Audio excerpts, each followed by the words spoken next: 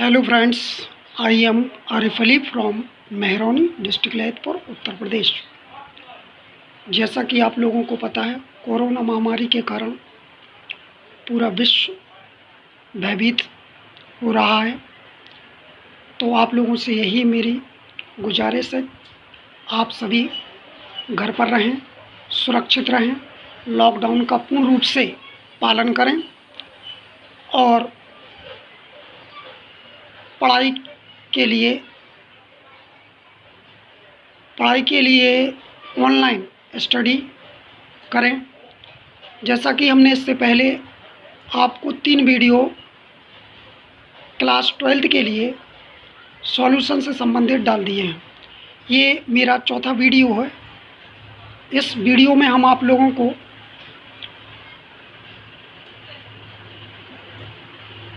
Affecting factor of solubility, विलेयता को प्रभावित करने वाले कारक को डिटेल से समझाएंगे। इससे पहले हमने तीसरे वीडियो में विलेयता को प्रभावित करने वाले कारक बताए थे, उनको हमने लिखाया था। पहला हमने कारक बताया था ताप, दूसरा कारक बताया था विलेय और विलायक की प्रकृति, तीसरा कारक बताया था विलेय के कणों का आकार, चौथा कारक बताया था हमने समायन प्रभाव। अब इसी को समझने के लिए डिटेल से पहला कारक जो हमने बताया था ताप यानी टेम्परेचर।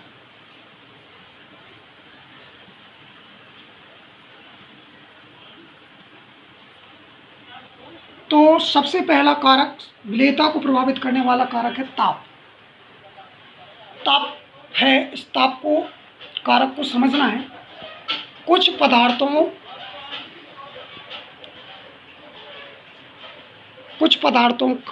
का ताप बढ़ाने पर उनकी विलेयता बढ़ जाती है। कुछ सामान्य पदार्थ हैं जिन पदार्थों का ताप बढ़ाने पर विलेयता बढ़ जाती है। अब ये तो हो गया कि कुछ सामान्य पदार्थों का ताप बढ़ाने पर विलेयता बढ़ जाती है, लेकिन ये क्यों बढ़ जाती है ये भी समझना है। क्योंकि जब इन पदार्थों को विलायक में डाला जाता है तो ये विलायक में घुलकर ऊष्मा को अवशोषित कर लेते हैं, इसलिए इन पदार्थों की विलेयता बढ़ जाती है। लेकिन ये भी बात है, लेकिन कुछ पदार्थ ऐसे भी हैं, विशेष पदार्थ जिनका ताप बढ़ाने पर विलेयता उनकी घट जाती है। जैसे एग्जाम्पल के तौर पर ऐसे कौन से पदार्थ हैं जिनका ताप बढ़ाने पर विलेयता घटती है? तो CuSO4 कॉपर सल्फेट है। कॉपर सल्फेट एक विशेष प्रकार का पदार्थ है। इस पदार्थ का ताप बढ़ाने पर इसकी विलेयता घटेगी, बढ़ेगी नहीं। CaOH का होल ट्वाइस, कैल्शियम हाइड्रोक्साइड जिसे बुझा हुआ चूना कहते हैं। इन पदार्थों की ताप बढ़ाने पर विलेयता घटती है, क्योंकि जब इनको किसी विलायक में घोला जाता है तो ऊष्मा उत्सर्जित होती है, इसलिए इन पदार्थों की विलेयता ताप बढ़ाने पर घटती है। ये विशेष प्रकार के पदार्थ हैं जिनका ताप बढ़ाने पर विलेयता घटती है, क्योंकि ये ऊष्मा को उत्सर्जित कर देते हैं, यानी ऊष्मा को बाहर निकाल देते हैं। तो इस तरीके से ये जाना कि कुछ पदार्थों की ताप बढ़ाने पर विलेयता बढ़ती है, कुछ पदार्थों के ताप बढ़ाने पर विलेयता घटती है। जैसे कि घटने वाली हमने विशेष तौर पर ये लिख दी है CuSO4, CaOH का होल ट्वाइस। अब एक पॉइंट और इसमें समझना है कि गैसों की विलेयता ताप बढ़ाने पर घटती है। इस तरीके से विलेयता को प्रभावित करने वाला ताप कारक आप लोगों को समझ में आ गया होगा वैसे। अब दूसरा कारक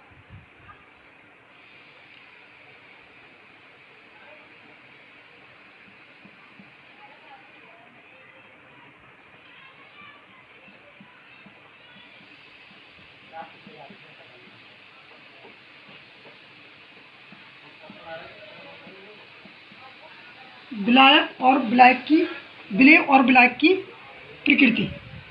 इसको समझने के लिए थोड़ा स्ट्रक्चर का सहारा ले लेते हैं।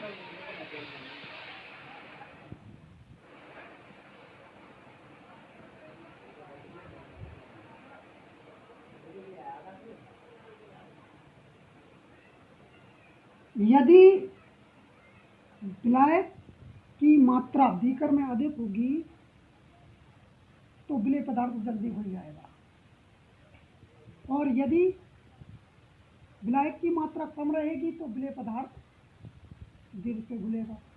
पहली बात, एग्जाम्पल के तौर पर समझना है तो इस तरीके से समझ सकते हैं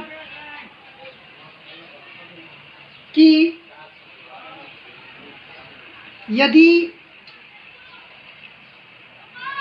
जल में आयोडीन को घोला जाए, यदि जल में आयोडीन मतलब I2 को घोला जाए, आयोडीन को घोला जाए, तो वह देर से घुलती है। जैसे यही समझ लो कि ये जल है, इसमें हमने आयोडीन डाल दिया जल में, तो आयोडीन देर से घुलेगा। जब इसी जल में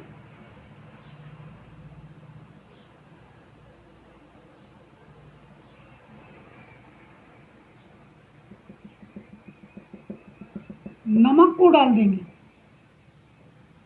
NaCl को डाल देंगे, तो ये आयोडीन की अपेक्षा साधारण नमक जल में जल्दी घुल जाएगा। ये इसका एग्जाम्पल हुआ,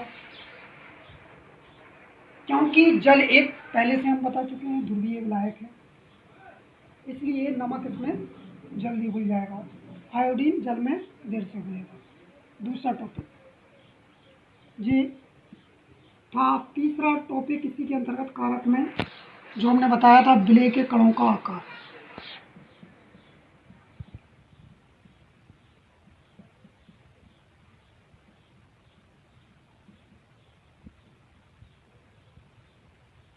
विलेय के कणों का आकार कह सकते हैं।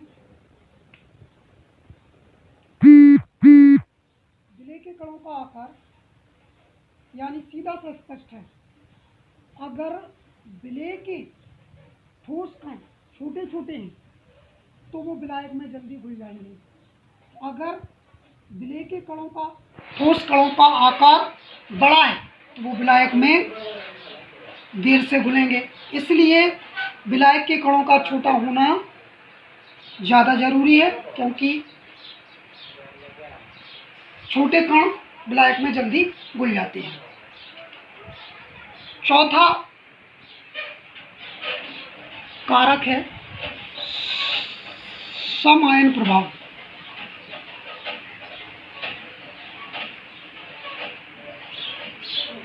ये बहुत मेन है, ये क्लास 11 में भी इसके बारे में सभी टीचरों ने बताया होगा। सम आयन प्रभाव में सम आयन प्रभाव का मतलब कहलाता है, इसकी परिभाषा समझ लेना पहले। किसी दुर्बल विद्युत अपघट्ट में किसी दुर्बल विद्युत अपघट्ट में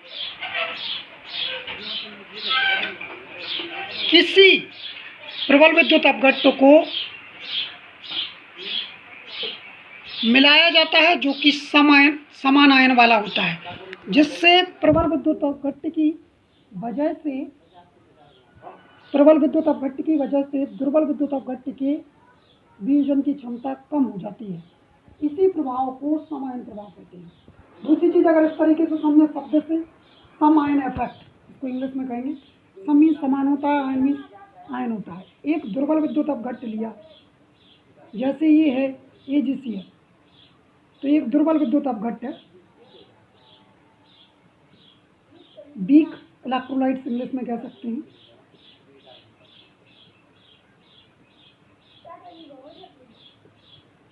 इसका वियोजन करेंगे तो ये Ag+ और Cl- में टूट जाएगा। अब ये दुर्बल विद्युत अपघट्ट है। इसी दुर्बल विद्युत अपघट्ट में समान आयन देने वाले किसी प्रबल विद्युत अपघट्ट को मिलाएंगे, जैसे NaCl है, ये प्रबल विद्युत अपघट्ट है।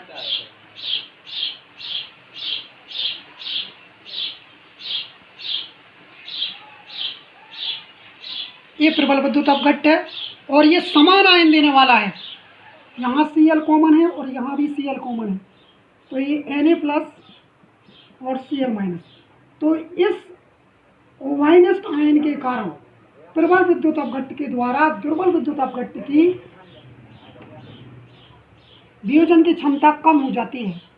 तो ये प्रभाव तो कहलाएगा सम आयन प्रभाव, लेकिन प्रबल विद्युत अपघट्ट के कारण दुर्बल विद्युत अपघट्ट की विलेयता कम हो जाती है। इस तरीके से आज हमने आपको विलयन के अंतर्गत विलेयता को प्रभावित करने वाले कारक ताप के बारे में अच्छे से समझाया, विलेय और विलायक की प्रकृति के बारे में अच्छे से समझाया, और विलेय के कणों के आकार के बारे में भी अच्छे से समझाया, और लास्ट में ये सम आयन प्रभाव, इसको भी अच्छे से समझाया। इस तरीके से ये टॉपिक कंप्लीट हुआ। नेक्स्ट टॉपिक बाद में डालेंगे। इतने ही टॉपिक का अध्ययन करें, अच्छे से समझें। कोई चीज़ समझ में ना आए तो कमेंट बॉक्स में लिखें। Thank you.